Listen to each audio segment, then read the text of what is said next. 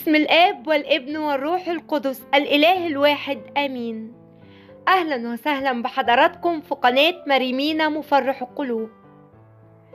رسالتك اليوم بشفاعة أمنا الحنونة أم المعونة العذراء مريم أم النور، جايالك في الوقت ده مخصوص برسالة علشان تطمنك وبتقولك ما تقلقش يا ابني، ولا تشيل الهم، ولا تزعل وتضايق نفسك.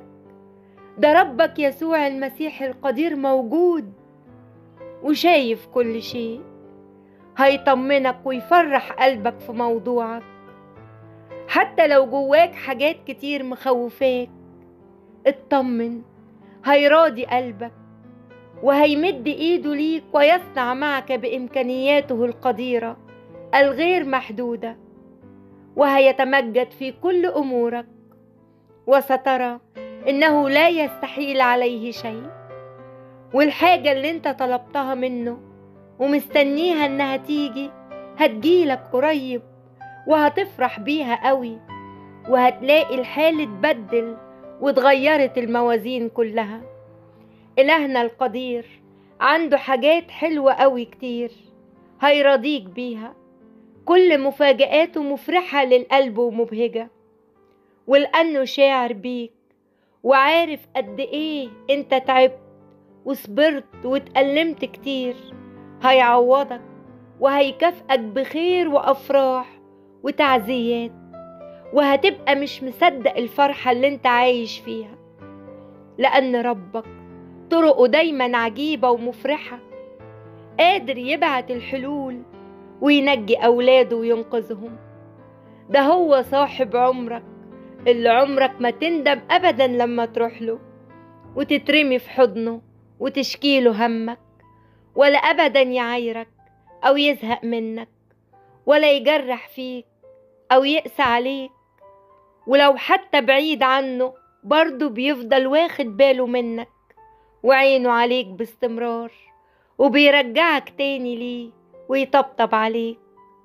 ده هو له كل المجد، أحن عليك من أي حد حتى من نفسك. اطمن بيه، اللي رضى أبونا إبراهيم وفرح قلبه قادر يأذن ليك الآن بالأفراح.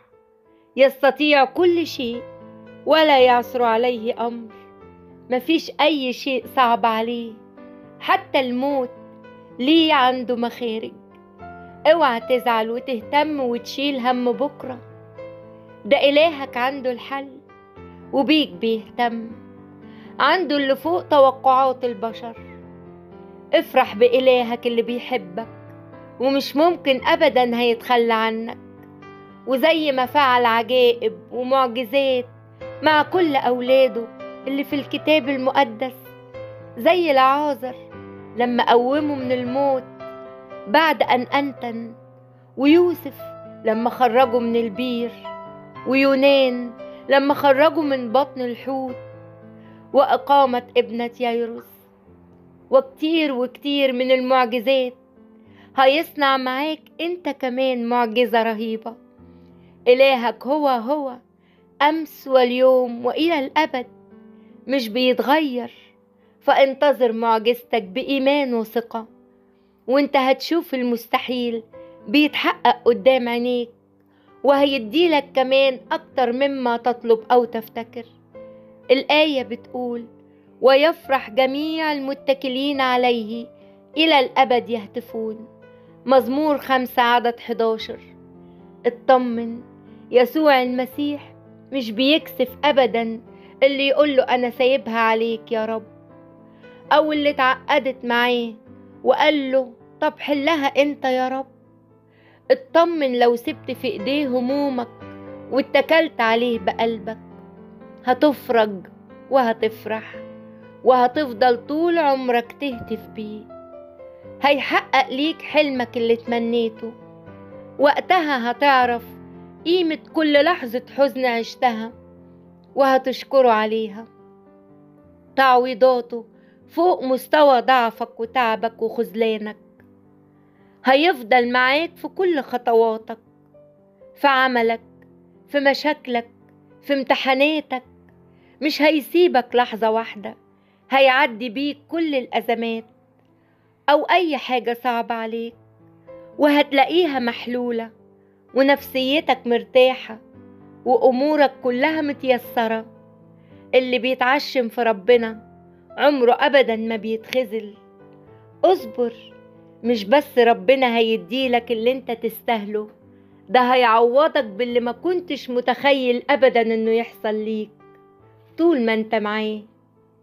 ثق واصبر، الجبر والعوض جاي جاي، وهتتعوض عن سنين حزن ودموع ووجع، وهيبعتلك صوت من السما يطمن قلبك أيا كانت مشكلتك، شفاء، نسل، زواج، ظروف مادية، شغل.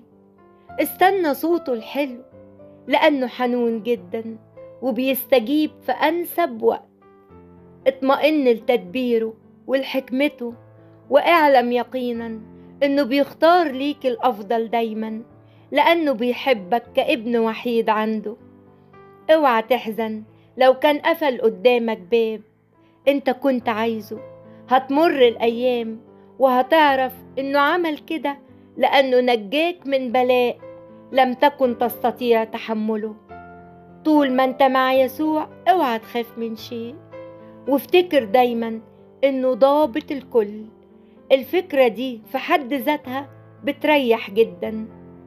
يعني كل حاجة سواء كبيرة أو صغيرة في إيديه هو له كل المجد. هي ملخبطة عندك لكن مظبوطة جدا عنده، فاطمئن جدا وبص على كل اللي فات في حياتك، وهتندهش ازاي ربك اللي بيحبك عداك من كل ده. وهيجي جواك سلام داخلي انه اللي عدى كل اللي فات قادر يعدي بيك من كل اللي جاي. فاطمئن جدا يا ابن يسوع المسيح. آمين. بركة وصلوات وشفاعة أمنا الحنونة العذراء مريم تكون معانا كلنا. ربنا يبارك حياتكم ويفرح قلوبكم. قناة مريمينا مفرح القلوب.